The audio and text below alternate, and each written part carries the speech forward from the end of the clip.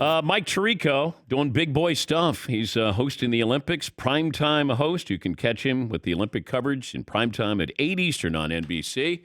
Mike joins us now. Are you keeping up on other sports there, Mike?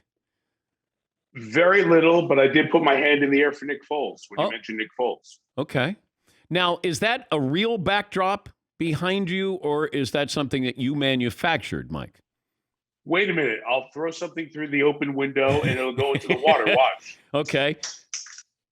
See the splash? I don't think I did. I need to tell you that it's not a real backdrop. Okay. It's the middle of the night here. It's 10:25. I'm staying up for you guys. I have to be up in 6 hours. I have to tell you something though. There's a show on Peacock with Carrie Champion and Kenny Mayne. And I'm on their show a half hour before we go on NBC, and we do a crosstalk, and I have no idea what's coming up. And we started talking, and randomly, Kenny brought up Gary Miller and the World Cup. And I just started laughing uncontrollably. That would be soccer breakdown. Soccer breakdown. Actually, that's what Kenny said. Kenny said at some point in our conversation, like, this would be a good event. And I think the U.S. may win a medal in that. And Kenny said, soccer breakdown in 3, 2, 1. And I just absolutely lost it. And the listeners may not get it, but at least I can share that with you and share a laugh. Seton, soccer breakdown in 3, 2, 1. No, don't. FIFA soccer's governing party. 3, 2, 1. FIFA soccer's 3, 2, 1. Oh, God. The red card has become the calling card for this year's tournament. 7 ejections for 3, 2, 1. Witness Romania's Ian Bladu against the Swiss. Is 3, 2, 1. Cameroon's Rigoberg. We always have it ready, Mike. Oh, I cried. And our group, and you know some of them, Ron Vaccaro, our research group is sitting there. And I started to explain to the guys, like, guys, you don't understand. If this video, if I hear this audio, I truly tear up. I can't stop laughing. And Kenny said that in the middle of the interview, and I was done. It was great. It was fabulous. Anyway. Just for context, Gary Miller at ESPN was voicing over in the 90s a World Cup, and he knows nothing about soccer, obviously, as you could tell. And then there's the tough pronunciations. So we're listening to this. We're at work, and we're eavesdropping on Gary Miller, trying to not butcher these names. And at one point, I opened the door of the booth, and he goes, "Get out!" And I, just because it was crushing us, he was so funny. It's so funny. Oh my gosh, he made me laugh as much as anyone. That group. The one thing about that group of all of us, and I was a little bit late to the group, but me, Ravitch, Linda Cohn are on the back end of that group, and you're there, and Gary, and obviously Charlie Steiner and Robin Roberts and Bob Lee are doing the 6 o'clock Sports Center back in the day. The one thing about that group is that group all had the ability to laugh at themselves. And that is actually what got us through a lot of those times. And you think back, it's 30 years later, and you still smile and laugh, and you bring up one anecdote. It's a great time in all of our lives. It really was. Do you have tough names to pronounce? Like, do you get tripped up? Yeah. The Olympics are so hard because there's not even a frame of reference where you've heard the names before. The international, you know that. You spend probably more time working on that. And the research team, this is not just like a check the box say. They're amazing. How do you say the name of the runner from, hang on a second, we'll get that. And they get it right. And they make sure they do the best they can to make sure you get it right. I think I learned when I started doing the Olympics, and I was around you and Al Michaels, you can't prepare for the entirety of the Olympics. It's impossible. There are 11,000 athletes. You're never going to know them. It's not like there's a reservoir of knowledge. So you just try to take bits and pieces, know the key athletes. But if you're going to jump in and do a Greco-Roman wrestling highlight because there was a protest, there was an emotional finish, there was controversy, you're going to get a couple of those names. So you try to do the best you can with them out of respect for these athletes because they are all pretty incredible in their own way. We're talking to Mike Tirico, joining us from Tokyo, and you'll see him tonight, primetime at 8 Eastern on NBC. The approach of we know what happened to you coming on primetime to then say, basically, you know what happened, or do you play it sort of, we're not quite sure what happened? Down the road, we'll show you how Terry Gannon and the gymnastics team called it, right? You play it like that without giving away the result, because there are still people, and there were a couple of people who were mad at me last week when Simone Biles withdrew during the competition. And I said, undoubtedly, you know that Simone Biles withdrew because it was the top story on the nightly news with Lester, and it was the top story on CBS's news and everywhere, right? And it was 20 hours old. So we intentionally said that, but didn't say the result of the competition in case anyone wanted to do that. I think the spoiler alert days are kind of done with the amount of information out there and video and phones and the 13-hour time difference. These are still the biggest events, and people are going to want to watch Simone Biles compete. The competition that just ended up this morning, U.S. time, they're going to want to watch that tonight. As a matter of fact, the only reason I'm dressed this nice is because I truly just came downstairs. I interviewed Simone for about 15 minutes, and that'll be on the primetime show or tonight, I should say, U.S. time.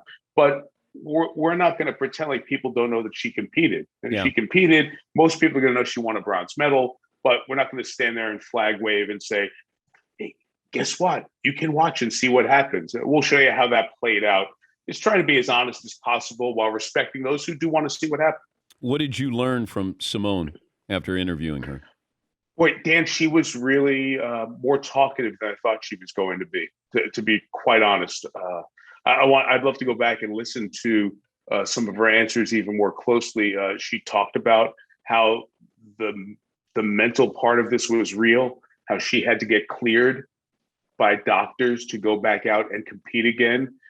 She has been through this before, but not anything like this, where she would just get lost in the air.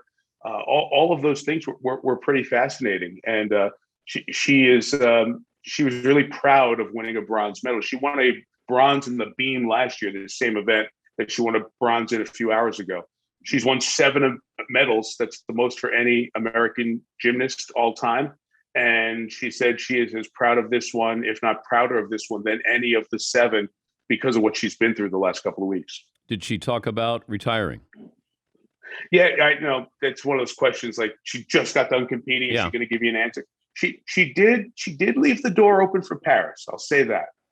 Which I think it's only fair at this point. You have to unpack so much.